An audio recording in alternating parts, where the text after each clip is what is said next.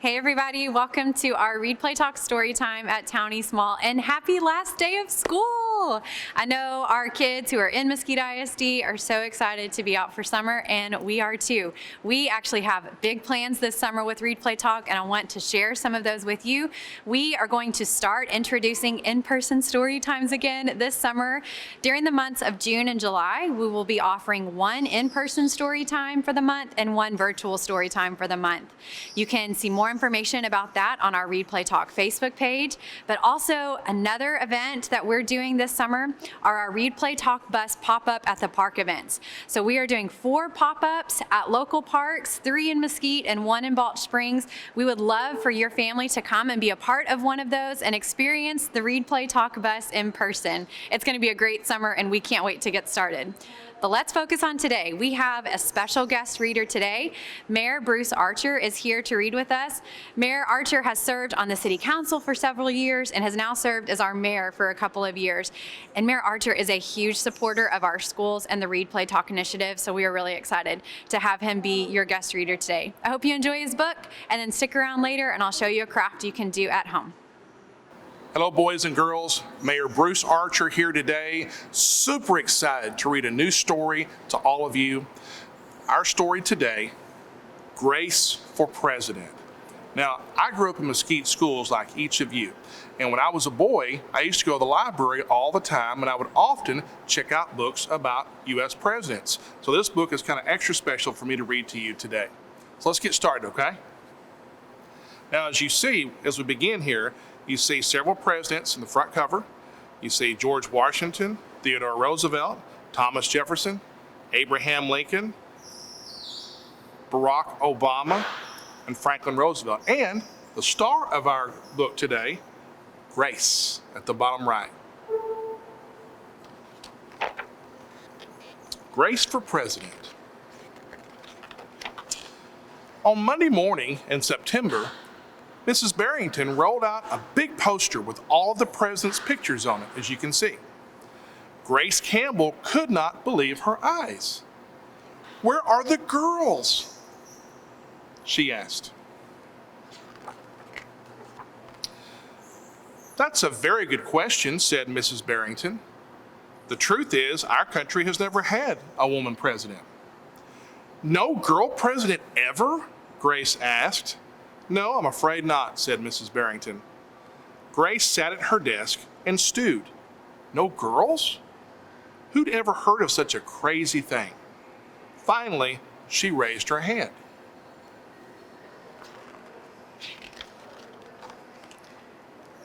"Yes, Grace," Mrs. Barrington said. "I've been thinking it over, and I'd like to be president." Several students in the class laughed.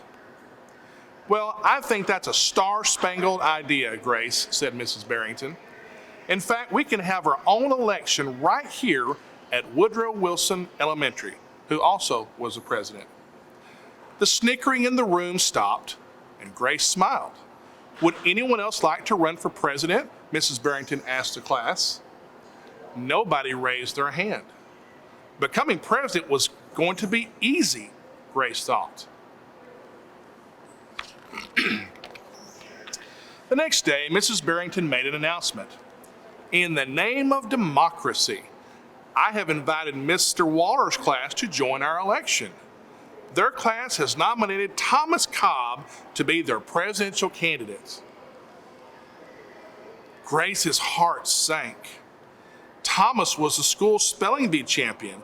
His experiments always took a blue ribbon at the science fair, and he was captain of the soccer team. Becoming president wasn't going to be so easy after all, Grace thought. The teachers put the names of all 50 states and the District of Columbia into a hat. Everyone except for Grace and Thomas got to choose a state. "I'm Texas," said Anthony. "I'm New Hampshire," said Rose. "I'm Michigan," said Robbie. "What does the number 16 mean?" Each state is assigned a number of electoral votes. The number is determined by how many people live in that state, said Mrs. Barrington. Each of you will be a representative for your state. Altogether, our country has 538 electoral votes. Mr. Waller explained, on Election Day, the candidate who receives 270 electoral votes or more wins the election.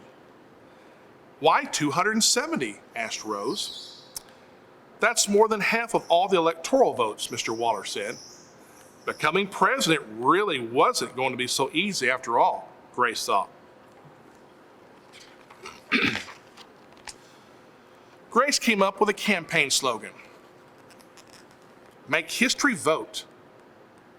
Grace Campbell for president. Vote, vote. Thomas came up with his own campaign slogan, as you can see. Vote for Thomas Cobb, the best man for the job. Grace listened to what the issues were that were important to students, and she made a list of campaign promises, as you can see. Let's see what she said. A peaceful school, no bullies. A cleaner school, no littering. I like that.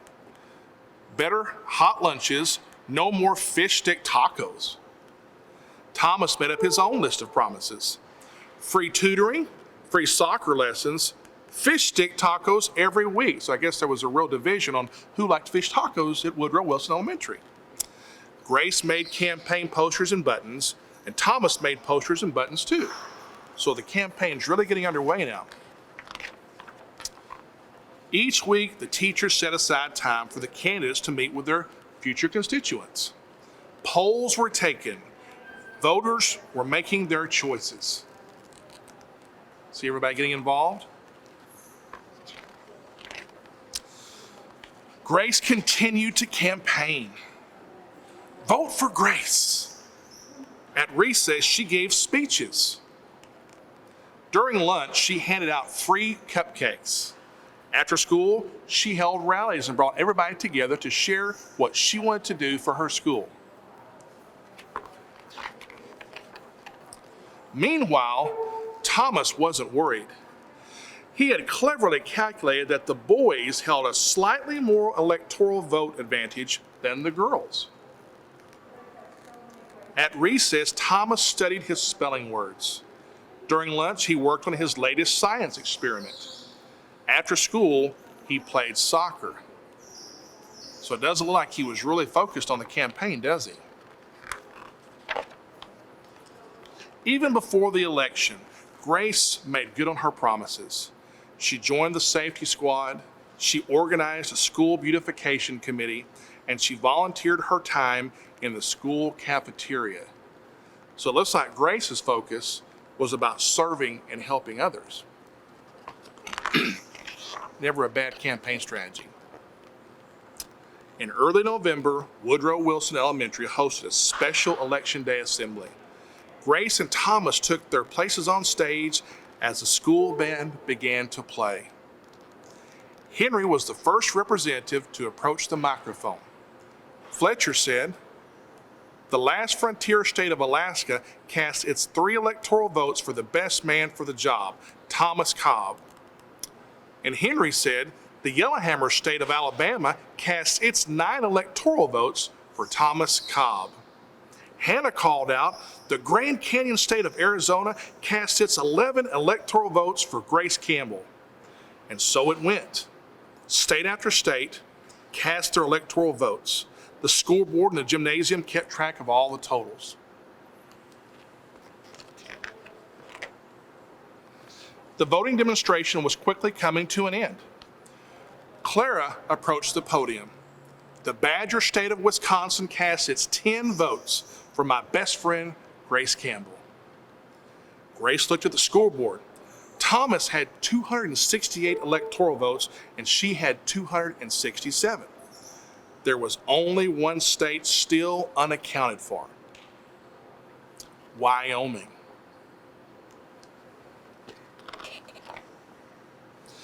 Thomas grinned. Grace felt sick. Sam walked up to the microphone. He looked at Thomas. He looked at Grace. He looked down at Grace's handmade flag. Sam didn't say a word. "What are you waiting for?" Thomas whispered. The band stopped playing. All eyes were on Wyoming. Finally, Sam cleared his throat.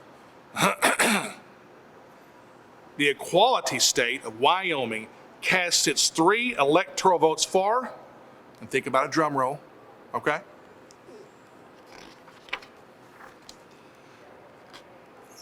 Grace Campbell. The gymnasium erupted in loud cheers and a few boos. Mrs. Barrington approached the podium.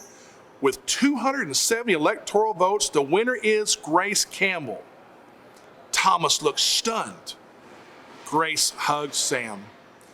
"Why did you do it?" she asked. Sam handed Grace his flag.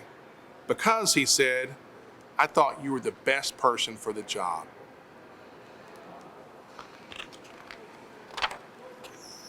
The following week, students in Mrs. Barrington's class were preparing for their career day presentations. Grace volunteered to go first. She stood at the front of the room and glanced at the poster still hanging on the wall. Look at all the presidents behind her as she says, "My name is Grace Campbell, and when I grow up, I'm going to be president of the United States." This time, everyone believed that she would. And here's a picture of many years later of a future Chief Justice of the United States in front of the United States Capitol swearing in President Grace Campbell. You see, if you're willing to work hard, if you do well in school, if you serve others, help your neighbor, and do what's right, anyone can be president if they're willing to work hard. So thanks for sharing our story time with me today, kids. Have a great day. Thanks. Thank you, Mayor Archer, for reading our story today. I love that book, and it really just does encourage you that if you work hard, you can really do great things. And parents, the best time to start giving your baby the best future possible is now. So we wanted to share an activity today for our youngest listeners, our youngest readers, to help develop those fine motor skills. So you will need 3 different things for our activity today: Play-Doh, spaghetti, and then we're using buttons. We're actually using red, white, and blue buttons to keep along with the patriotic theme of the story. So what you're gonna do is you're gonna take your Play-Doh. I grabbed this Play-Doh from my house, and I have 2 daughters who are 8 and 6. And so you can see that this is supposed to be orange Play-Doh, but it's got some like red and yellow mixed in too. That lets you know that we play with our Play-Doh at home. So you're just gonna kind of make a ball with your Play-Doh. Then you can get a few pieces of spaghetti. I'm just gonna get 2. And you're gonna stick your spaghetti into the Play-Doh. We are using buttons for this activity. You could also use like Cheerios or Fruit Loops, anything that you could thread onto the spaghetti. So we're gonna take the buttons and work on threading through the spaghetti. Now, while this might be easier for adults, this is actually a pretty challenging concept for our little kids. It teaches them control and really develops those fine motor skills. It also can help develop patience, which if you've ever been around a 1-year-old or a 2-year-old, you know that that's not something that comes naturally to them. But then you could just thread the buttons or Fruit Loops or Cheerios or whatever you have at home. See how tall you can make your button stack go. Or you could also do a pattern, like here I have red, white, work on patterns. So that's just a simple activity you can do at home. Hope you guys are doing well, and I hope you're reading, playing, and talking together every day.